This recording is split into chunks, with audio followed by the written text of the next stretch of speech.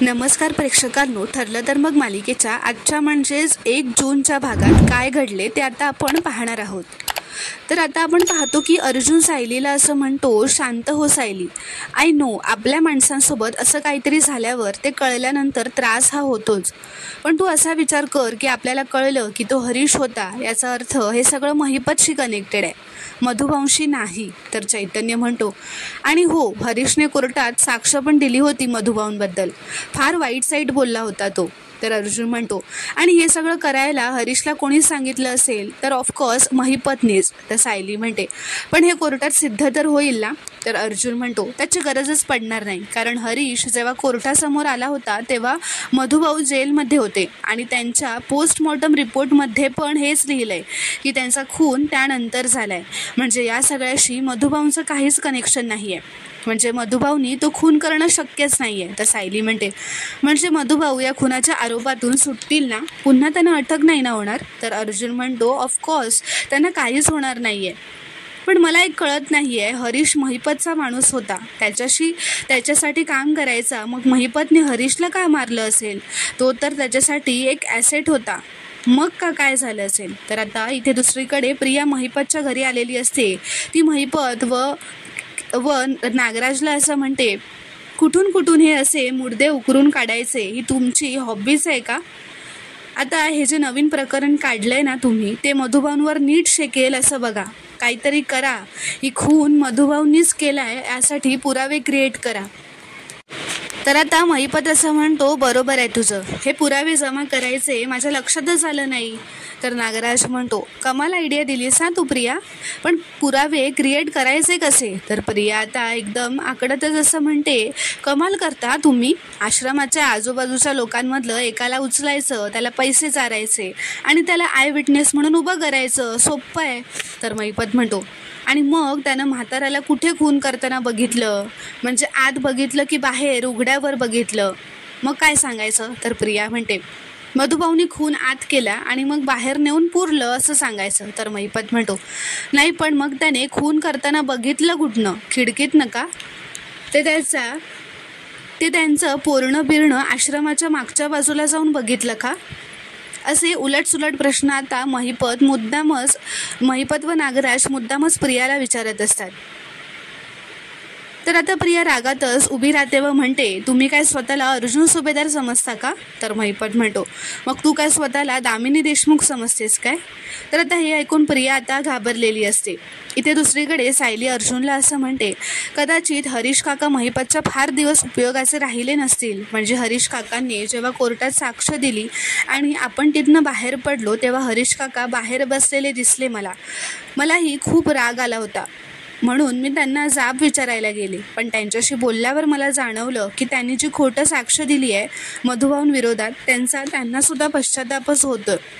मला असं वाटलं तेव्हा ते स्वतःला अपराधी समजून घेत होते. तर अर्जुन असं विचारतो, हरीशने गिल्टी वाटून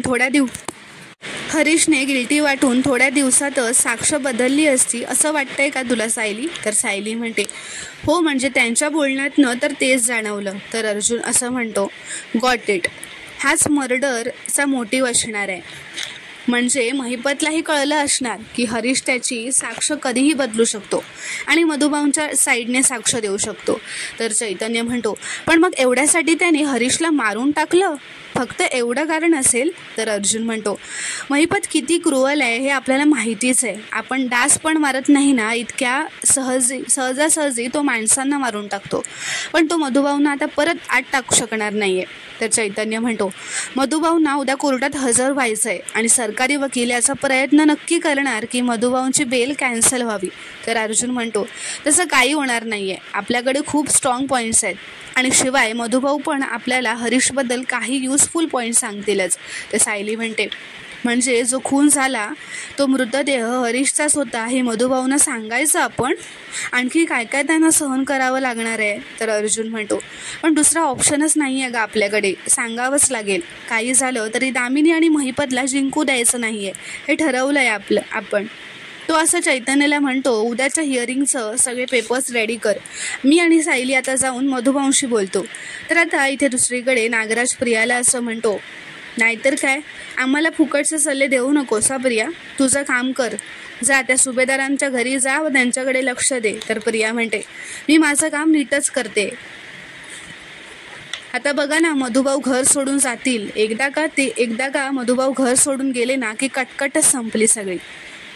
इतकं गिल्ट देऊन आली आहे ना मी त्यांना.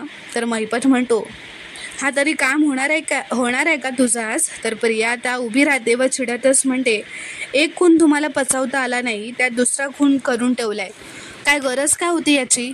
तर महिपत रागातच आता उभा राहतो व म्हणतो, ए पोरी, मी जेवढे खून केलेत ना तेवढे तू शाळेत आकडे पण शिकले नसशील. तर आता नागराज उभा राहतो व त्यांना शांत राहायला सांगतो व म्हणतो, आता आपल्यातच भांडत बसू नका तुम्ही. तर महिपत म्हणतो, नागराज शेठ, तुमच्या खोट्या पुतणीला समजावून ठेवा, नाहीतर हिच्यासाठी पण आश्रमाच्या मागे खड्डा करून ठेवीन, जसा खड्डा मी त्या हरीशसाठी केला होता. तर आता हे ऐकून प्रिया खूपच शॉक होते व म्हणते, ती डेड बॉडी हरीश काकांची आहे, आमच्या आश्रमात राहायचं ते हरीश काका, असं ती खूपच आश्चर्यचकित होऊन विचारते. तर महिपत म्हणतो, हरीश काका नाही, गद्दार हरीश काका. आधी माझ्या बाजूने बोलायला तयार झाला, मग त्याची मती भ्रष्ट झाली, माझ्या विरोधात बोलायला लागला, मग माझी मती भ्रष्ट झाली, मी त्याला खुपसला आणि आश्रमाच्या मागे खड्डा करून गाडले. तर नागराज म्हणतो, प्रियाला असं म्हणतो, आणि तू शिकवायला जाणार आहेस या महिपतला खोटे साक्षीदार कसे उभे करायचे ते, पायरी ओळखून राहा प्रिया. तर आता हे ऐकून प्रिया आता खूपच घाबरते. इथे दुसरीकडे अर्जुन व सायली घरी आल्यावर मधुभाऊंच्या खोलीत येतात, त्यांना हाक मारतात, पण मधुभाऊ तिथे नसतात. सायली घाबरते व म्हणते, ते आपल्याला न सांगता एकटे बाहेर जाणं शक्यच नाही आहे, त्यांनी असं एकट्याने बाहेर जायचं नाही आहे हे माहिती आहे ना त्यांना. तर अर्जुन म्हणतो, मग कुठे गेले असतील ते. सायली घाबरूनच म्हणते, आपण पोलिसांना फोन करूयात का, मला आता भीती वाटते. तर तेवढ्यातच आता अर्जुन म्हणतो, अगं शांत राहा, मधुभाऊ कुसुमताईंना भेटायला गेले असतील. तर आता सायली म्हणते, मी कुसुमताईला फोन करून विचारते. तेवढ्यातच समोर मधुभाऊ येतात. आता सायलीच्या जीवात जीव येतो. ती विचारते, काय हो मधुभाऊ, कुठे गेला होता असे न सांगता. तर मधुभाऊ म्हणतात, अगं असंच आपल्या मागच्या बागेत गेलो होतो. का, काय झालं. तर अर्जुन म्हणतो, अहो तुमच्या मुलीला टेन्शन आलं होतं, मधुभाऊ कुठे गेले, त्यांना काही झालं नसेल ना. तर मधुभाऊ असं म्हणतात, माझ्या लेकीचं आणि जावयाचं एवढं छान प्रेमाचं कवच असताना कुणाची भिषाद आहे मला हात लावायची. तर अर्जुन म्हणतो, आम्ही तुम्हाला काहीच होऊ देणार नाही मधुभाऊ, कधीच नाही. आणि हा जो महिपत आणि दामिनीचा हा जो मर्डर आश्रम केसचा नवीन प्लॅन आहे ना, त्यातून पण तुम्ही बाहेर निघाल, याचा कॉन्क्रीट पुरावा आहे आमच्याकडे. त्या खुनाची वेळ मला कळली आहे. जेव्हा खून झाला होता तेव्हा तुम्ही जेलमध्ये होतात मधुभाऊ, आणि तो खून तुम्ही केलेला नाही आहे. पण एवढी चांगली. तर आता मधुभाऊ असं म्हणतात, ही तर खूपच छान बातमी आहे, पण एवढी चांगली आनंदाची बातमी देताना तुम्ही असे गंभीर का आहात. तर सायली म्हणते, मधुभाऊ एक वाईट बातमीसुद्धा आहे. तर मधुभाऊ म्हणतात, कसली. तर सायली म्हणते, मधुभाऊ तुम्ही त्रास नका करून घेऊ, आपल्या आश्रमात जो मृतदेह सापडलाय ना तो आपल्या हरीश काकांचा आहे. तर आता हे ऐकून मधुभाऊ खूपच शॉक होतात व खाली कोसळतात, म्हणजेच खाली बेडवर बसतात. सायली त्यांना आता पाणी देते. मधुभाऊ असं म्हणतात, हे असं कसं झालं साऊ.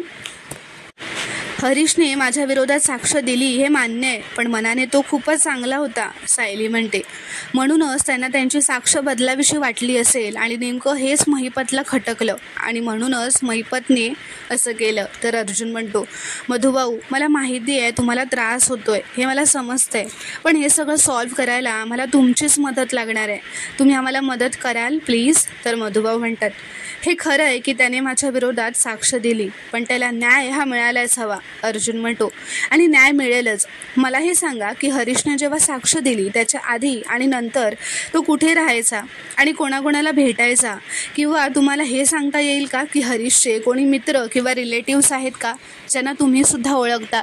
तर मधुभाऊ आठवतात व असं म्हणतात, हां आश्रमामध्ये त्याचा एक मित्र यायचा अशोक नावाचा, त्या दोघांमध्ये ना खूप छान घट्ट मैत्री होती. तर अर्जुन विचारतो, आणि हा अशोक कुठे राहतो. तर मधुभाऊ म्हणतात, त्यावेळी तो मोठा चौक आहे ना त्याच्या बाजूला शाळा आहे, त्याच्या मागच्या गल्लीत राहायचा, आत्ताही तिथेच राहत असेल कदाचित. तर अर्जुन म्हणतो, okay thank you so much Madhubhau. Sayali, त्या अशोकला आपल्याला आजच भेटावं लागेल and I am very sure त्याच्याकडून आपल्याला खूप इम्पॉर्टंट इन्फॉर्मेशन भेटू शकते, असं अर्जुन सायलीला म्हणतो. तर आता सायली व अर्जुन खोलीत येतात. अर्जुन म्हणतो, हा अशोक जो कोणी आहे ना, तो जर आपल्याला मधुभाऊंनी सांगितलेल्या ॲड्रेसवर सापडला ना, तर बऱ्याच गोष्टी क्लिअर होतील. सायली म्हणते अशोक काका नक्की सापडतील. तुमची हुशारी आणि देवी आईचा आशीर्वाद आपल्याला त्या संकटातून नक्कीच बाहेर काढतील. तर प्रेक्षकांनो, आता पुढील भागात काय घडणार आहे पाहणं खूपच रोमांचक ठरणार आहे. व्हिडिओ पूर्ण बघितल्याबद्दल धन्यवाद. व्हिडिओ आवडल्यास कॉमेंटमध्ये नक्की कळवा व चॅनलला प्लीज सबस्क्राईब करा.